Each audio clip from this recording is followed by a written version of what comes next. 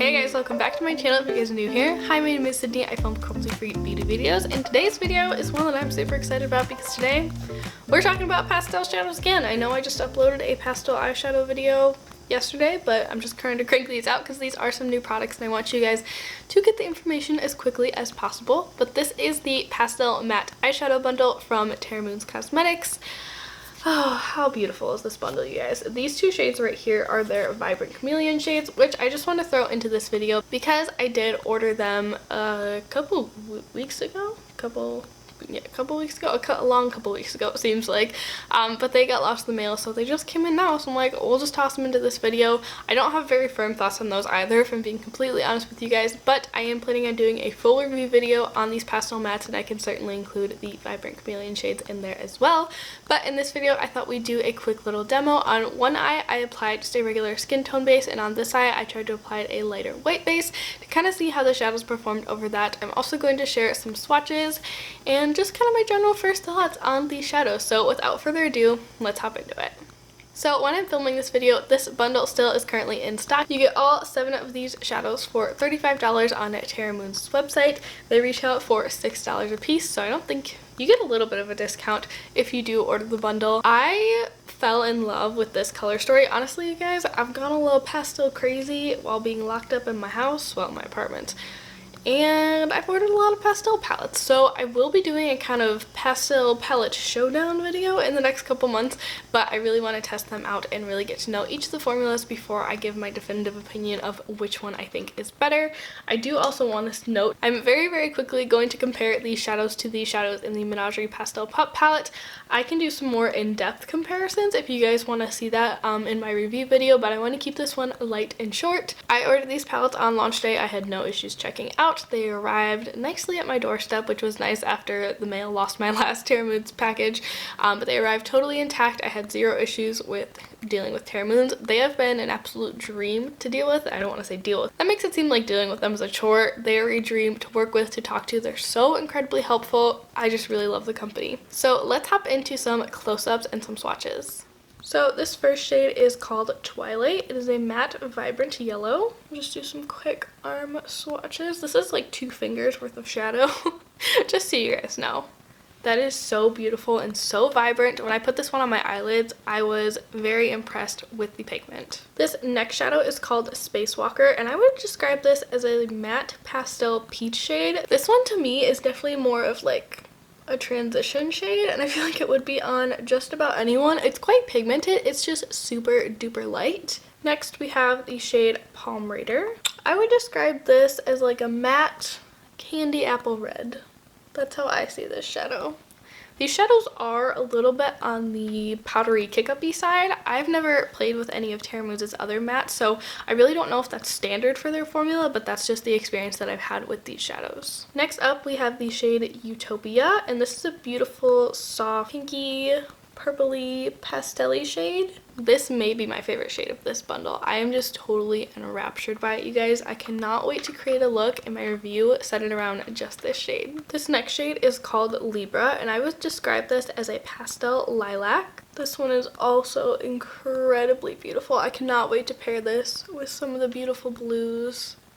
It's so light. Next up we have the shade Daydreamer. This is a matte pastel sky blue shade. Oh, that is so pretty. I love that even though these are pastels, Terra Moons still made them like vibrant. They're just gorgeous. And then finally we have Lunar or Later, and I would describe this as a matte pastel mint green, or is the essence of mint green pastel.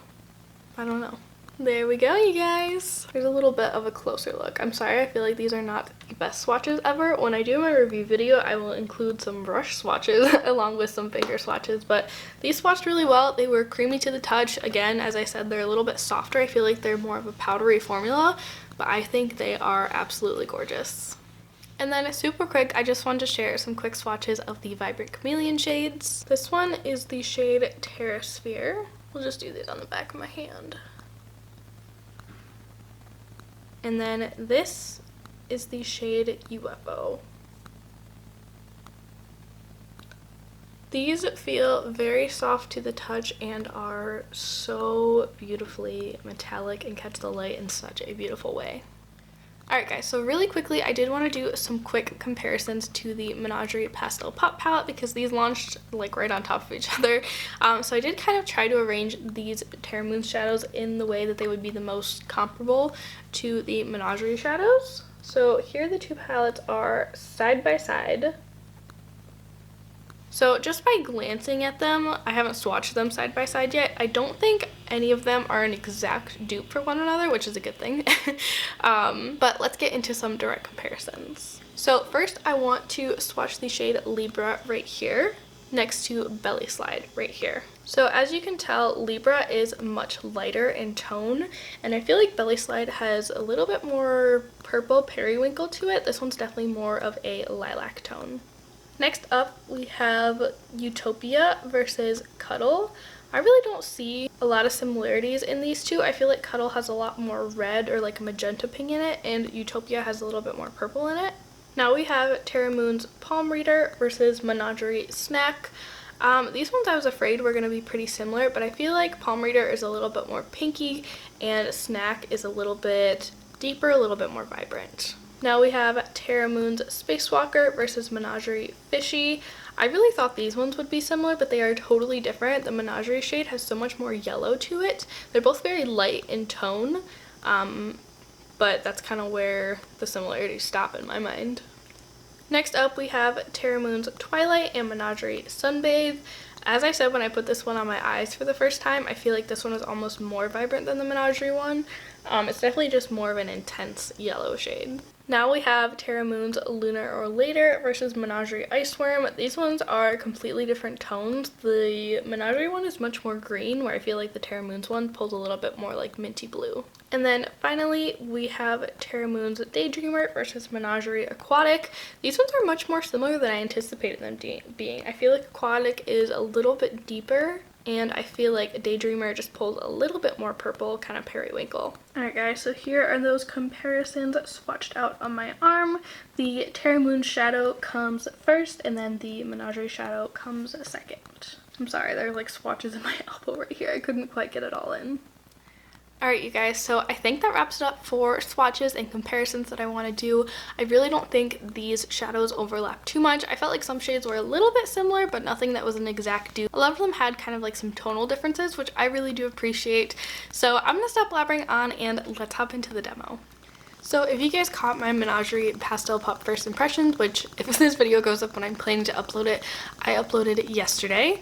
I applied my MAC paint pot, which I know this is not cruelty free, but I'm currently trying to pan it, so that's why I'm continuing to use it. But I applied my MAC paint pot on one eye and then a white ColourPop concealer on the other eye, just to see if these pastel shadows perform better on one base over the other, and I thought I would do the same for today's video, just to really test the performance of these pastels.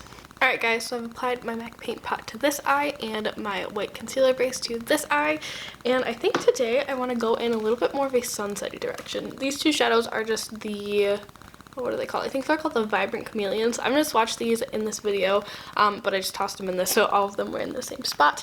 But I think I want to go for something a little bit sunsetty tonight. I went with like the blues and the greens and the purples and the blues in my Menagerie Cosmetics video, so I want to try something a little bit different tonight. So to start out with, I want to take my e.l.f. eyeshadow C brush, and I'm going to dip into this shade Twilight right here. This is a very beautiful kind of bright yellow shade. I'm not noticing a lot of kick up in the pan with these shadows either. I said the same about Menagerie shadows. Oh, that is so bright and so beautiful. Oh my goodness. But I don't have a lot of experience with Terra Moons shadows like I did with Menagerie shadows, so I'm not really sure if their normal matte formula has a lot of kick up in it or not. But I'm just kind of packing this on the inner half of my lid. Wow, that is absolutely gorgeous, you guys. I will do some color comparisons between the Menagerie shadows and these shadows in this video. Wow. Wow, wow, wow, wow. Oh my goodness. This is not my favorite eyeshadow base to use, the ColourPop No Filter Concealer, but it's the only white one that I currently have, and with everything going on, I'm not going to go to Ulta or make a separate trip to the store to get a white eyeshadow base. I feel like it's clinging a little bit strangely right there, I feel like it's just slightly more vibrant over the white base, but it did absolutely fantastic over my regular paint pot as well. So I'm just going to clean off my brush really quick with my color switch. I'm going to go with this reddish shade next, and it is called Palm Reader, just with the same brush. And I'm going to pack this on the outer half of my lid. Holy pigment Batman. Did you guys see how full on that went? I feel like I'm picking up like product with my brush, but I didn't think I was picking up that much for it to lay down that intensely so quickly. And then I'm just going to kind of feather this over the yellow to try to blend the two together. I feel like this is applying a little bit patchy on me. If you guys can see in my crease, there is a definite line there. We'll see if it happens on the other eye. As I said, that's really not my favorite eye base to use. I mean, the paint pot isn't either, but I'm trying to pan it. Okay, wow, the pigment on both bases is just blowing me away. Just again, feathering it over the yellow. I feel like I got the same effect a little bit on this eye, but not as bad as it was on that eye. Holy moly. Okay, first I'm just gonna go in with a bare fluffy brush. This is just one from Morphe, and I'm gonna try to blend those edges out. You know what, I didn't notice it at first, but on the yellow too, it's kind of, I feel like it's almost oxidizing in my crease. That's so bizarre. I've never had shadows do that before. I'm just gonna try to blend these out a little bit. See, I feel like the red is blending away on this eye. That's very bizarre. I've never had that happen before. Alright, we'll come in and fix the lid in just a minute, but I think I want to do a little bit of crease work right now, and for that I'm just going to take this fluffy brush. This one's from Sonia Kashuk. I don't think they even make it anymore. And I'm going to go into this peachy shade called Spacewalker, and I'm going to start blending this through my crease. I feel like maybe I should have started with this step. I was just so excited to put everything on my eyes. I feel like that's blending fine. I don't feel like it's catching on anything. I really wish I would have gone in with this first. But I will just rebuild up the shades on my lid. Some people say that you shouldn't blend pastels like this, but I see Beauty Bean do it all the time, and I'm convinced that she's like an eyeshadow goddess. If you guys don't follow her, definitely do. She's incredible. Yeah, I don't really feel like the peach is having any issues blending on this eye. I feel like I may not be the best judge of how well this shade blends, because this is like my perfect transition shade because I am so fair. Wow, that yellow and that red did not sit well on my lid. Okay, I'm pretty happy with how that peach shade built up. So I think I'm going to try to go in with a different brush, maybe one closer to the one that I used with my Menagerie shadows yesterday. So this is the Wet n Wild. I think it's like their crease brush. And I'm going to dip back into Twilight once again, which was that beautiful yellow shade. And I'm going to try to repack it onto my lid. I feel like that did absolutely nothing on the side with my ColourPop concealer. Let's try it on the MAC Paint Pot side. Oh yeah, that's building much, much better. I mean, I feel like there is a tiny bit of patchiness like right there. I feel like this is partially my fault because I definitely should have started by blending something in the crease. Okay, maybe we need to start over.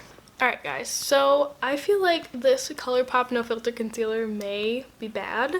I have never had shadows cling to my eyes like that, so I did go ahead, wipe the white base side off. I went in with my Essence I Heart Color Intensifying Eye Base, which is the next lightest thing that I have. I think it's pretty light, and I'm going to insert a really sped up clip here of me kind of just reapplying the shadows. I think I am going to try to blend the peach in the crease first and see if that affects how these shadows work, but I'm sorry, but I really just feel like I was not giving the shadows a fair chance over that base. So let's hop into the little super speedy clip of me catching myself back up.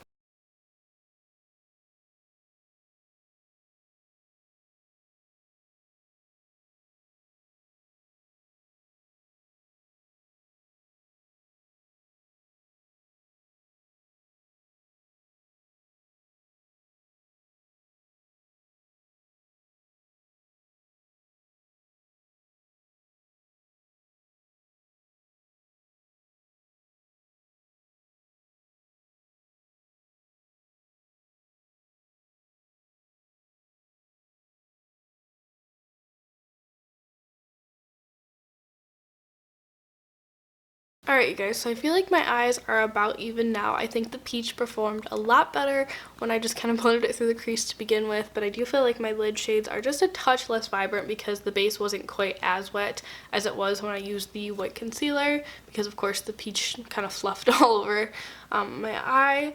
I feel like I'm getting a slight line in my crease from the red. It's nothing too bad. It's nothing that I can't work with. But I just wanted to acknowledge that it's there. I feel like on my lid, this is not applying as pigmentedly as I would like it to. It doesn't look patchy per se. I just felt like it was applying a little bit more full-on color on this eye. I do feel like I need to touch up the red just a little bit because we might have blended over it with the peach. Yeah, you guys, I feel like it looks so much better on the skin tone base versus the white base. Yeah, I feel like these look way more vibrant than they do on this side. Very, very interesting. To marry those two shades on my lid together just a little bit more, I'm going to go back in with the peach shade. I think it's called Spacewalker. Yeah. Just on the same brush. Just going to dip in very, very lightly. Tap off all the excess I can get and just lightly kind of tap and drag right in the middle of my lid. I feel like that helped a little bit. It's definitely not a super bright shade, but I don't think it's intended to be. So here's an up close look at both of my eyes. Once again, this is the matte pink pot side. This is the white, well, whitish base side. I think they're pretty. They're very soft, which is the essence of pastels, of course. But so far, I'm pretty pleased with how these performed on my eye. Again, I feel like there's just a little bit of weirdness in my creases. Just in that very outer portion right there with the red, but maybe it just needs to be applied in a different manner than how I was applying it. So I'm gonna hop off camera, apply some face makeup really quick, and then we will hop into the lower lash line. Alright guys, so my face makeup is done. I didn't notice anything weird about the shadows while I was applying my face makeup, but now it is time for the lower lash line, and part of me wants to do the same thing, but part of me is like, Sydney, this is first impression. You gotta dip into some more shades. So I think I want to start out by taking just a teeny bit of palm reader. This is on a Luxie 207T brush. It's just a little angled brush. And I just want to put this on my very, very outer corner of my lower lash line. I'm not taking this in very far at all. I just want to connect my lower lash line to my upper lash line. So there's a little bit of flow there. And then I'm going to wipe this brush off super fast. And then I want to dip into this beautiful kind of pinky purple shade called Utopia. This was one of the shades that I was the most excited about. I just think it's so soft and feminine and pretty in spring. And I'm just going to start tapping that along my lower lash line. Ooh, that is so pretty. And then I may deeply regret this. I have a feeling that I will, but it's just makeup, it washes off. So then I want to go with this purple shade. I'm pretty sure it's called Libra, but there's no sticker on the back, so I'm kind of just guessing based off the website.